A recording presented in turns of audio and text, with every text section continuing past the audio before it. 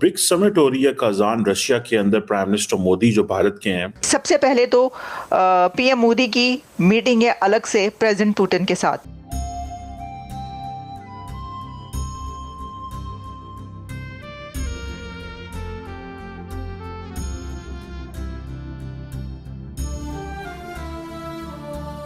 Excellency, मैं आपकी मित्रता, गर्मजोशी भरे स्वागत और आतिथ्य सत्कार के लिए हार्दिक आभार व्यक्त करता हूं। जैसा कि आप सब जानते हैं कि पाकिस्तान ने भी अप्लाई किया हुआ है ब्रिक्स के लिए, तो क्या इंडिया इस बार पाकिस्तान को अलाउ करेगा कि पाकिस्तान भी ब्रिक्स का पार्ट हो? सोते हुए सपने देखने का नहीं होंगे। लेकिन पुतिन ने एक बहुत बड़ी बात कह दी, पुतिन ने तारीफ कर दी, बोला कि मोदी जी सिर्फ एक ही हेड ऑफ स्टेट हैं पूरी दुनिया के जो ये कोशिश कर रहे हैं कि यार ये लड़ाई खत्म हो जाए। У нас такие отношения, что я считал, что вы и так все понимаете.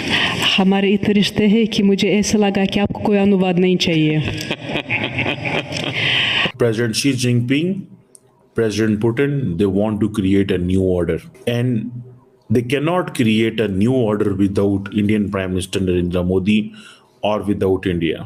लिहाजा पाकिस्तान एक लंबे अरसे से ख्वाहिशमंद है कि पाकिस्तान भी ब्रिक्स का पार्ट हो, लेकिन इंडिया हर बार पाकिस्तान को ब्लॉक कर देता है। बजाओ ताली। इंडिया ब्रिक्स जैसे जो समिट्स होते हैं, ब्रिक्स जैसी जो एक प्लेटफॉर्म होते हैं, उसमें इंडिया अमेरिका को यह दिखाने की कोशिश करता है कि देखो यार, हमें तुम ना पाकिस्तान मत समझना। अब मैं बताता चलूं, हमारे मुल्क के हालात बहुत अच्छे हैं अल्हम्दुलिल्लाह। हम यहाँ पर खाते पीते रहते हैं। हमारे दुनिया पाकिस्तान में सबसे महंगी गाड़ी हमारे पास, अच्छा, सबसे बेहतरीन इकोनॉमी हमारे पास मौजूद है। सिर्फ हमारी थोड़ी सी सियासत में थोड़े से इश्यूज हैं, वो कल ठीक हो जाए। हम आए दिन IMF के पास क्यों भागते रहते हैं? वेस्ट को ऐसे देखा जा रहा है कि वेस्ट के लिए ये एक थ्रेट है, क्योंकि प्रेसिडेंट पुतिन इस वक्त ये समिट इसलिए करवा रहे हैं कि वो एक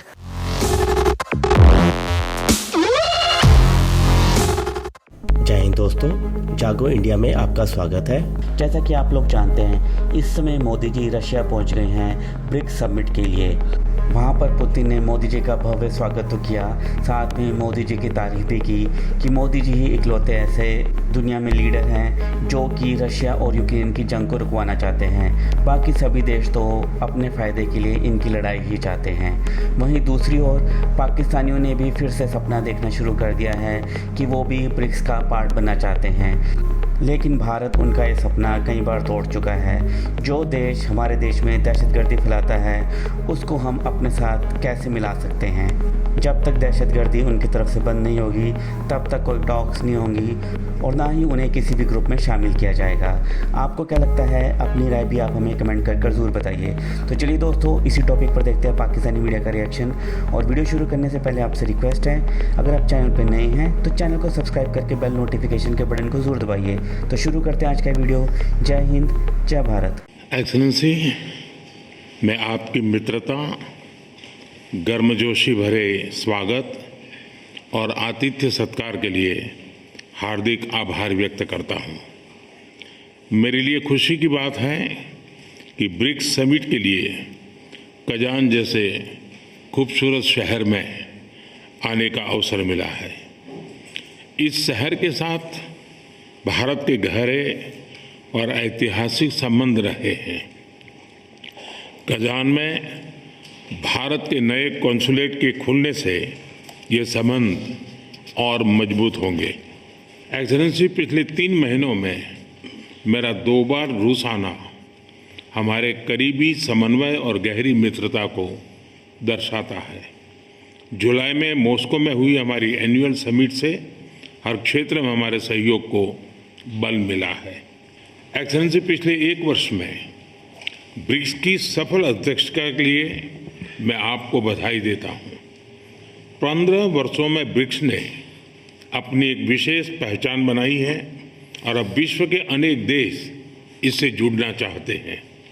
कल मैं ब्रिक्स समिट में भाग लेने के लिए उत्सुक हूं। एक्सेलेंसी, रूस और यूक्रेन के बीच चल रहे संघर्ष के विषय पर हम लगातार संपर्क में रहे हैं। जैसा मैंने पहले भी कहा है, हमारा मानना है कि समस्याओं का समाधान शांतिपूर्ण तरीके से ही होना चाहिए। शांति और स्थिरता की जल्द से जल्द बहाली का हम पूरी तरह समर्थन करते हैं।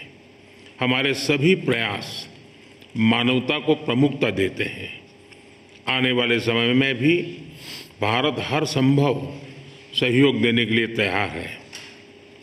एक्सेलेंसी, आज इन सभी विषयों पर विचार साझा करने का एक और महत्वपूर्ण अवसर है।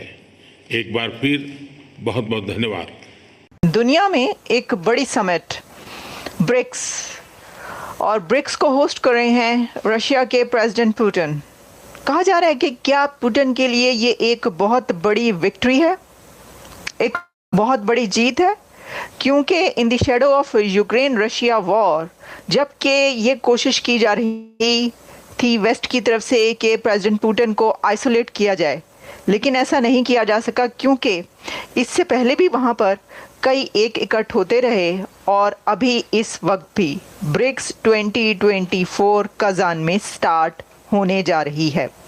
इस ब्रिक्स समिट के लिए इंडिया के प्राइम मिनिस्टर नरेंद्र मोदी साहब रवाना हो चुके हैं, और मोदी साहब ने रवाना होने से पहले ये कहा है कि जो ब्रिक्स समिट है वो इंडिया के लिए बहुत इमेंस इम्पोर्टेंस रखती है। अच्छा, सिर्फ मोदी साहब ही रवाना नहीं हुए, बल्कि चाइना से प्रेसिडेंट शी भी इसके लिए रवाना हो चुके हैं, और एक ही टाइम में हम देख रहे हैं कि इंडिया के प्राइम मिनिस्टर और चाइना के प्रेसिडेंट जो हैं वो इसके लिए जा रहे हैं, पहुंचने वाले हैं वहाँ पर रशिया में कजान। अब ये एक बहुत इम्पॉर्टेंट डेवलपमेंट इसलिए है कि अभी इंडिया और चाइना के बीच जो एग्रीमेंट हुआ, जो ब्रेक थ्रू हुआ, जिसमें 2020 से पहले वाले जो पोजीशन है उसके पर वो चले गए, और उसमें जो पेट्रोलिंग है उसको भी कम करने की बात हुई। यानी ये आप समझ सकते हैं कि एक तरीके से जो पीस के लिए जो काम करना चाहते थे और जो कॉन्फ्लिक्ट था उसको रिजॉल्व कर लिया उन्होंने, चाइना और इंडिया ने मिलकर।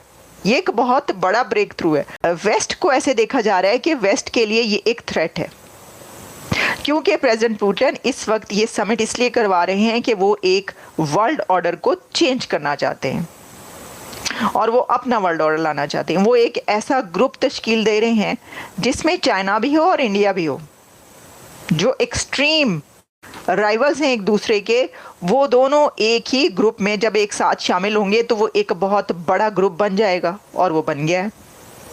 अच्छा, अब एक ऐसे वक्त में कि जिस वक्त यूक्रेन और रशिया वॉर के दौरान पूरे वेस्ट ने आइसोलेट किया पुतिन को, और यही है कोशिश और ख्वाहिश भी कि ये जो है जो आप कर रहे हैं सही नहीं है। और फिर जब चाइना भी, क्योंकि काफ़ी ऐसी डेवलपमेंट्स हुई जिसमें रशिया के साथ खड़ा हो गया, तो वेस्ट को तो और गुस्सा आ गया कि ये क्या है, चाइना भी वहाँ पर शामिल हो गया, इसके मतलब है कि ये तो एक बहुत बड़ा थ्रेट बन चुका है।